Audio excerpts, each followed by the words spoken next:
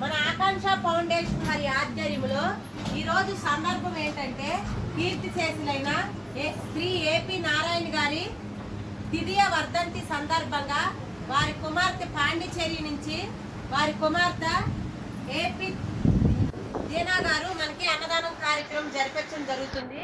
మరి నారాయణ గారి ఆత్మకు శాంతి కలగాలని 2 నిమిషాలు మిష్ట దైవాన్ని కళ్ళు మూసుకొని వారి ఆత్మకు శాంతి కలగాలని, అలాగే వారి కుమార్తె దీనా గారు అన్నదానం కార్యక్రమం జరిపించడం జరుగుతుంది.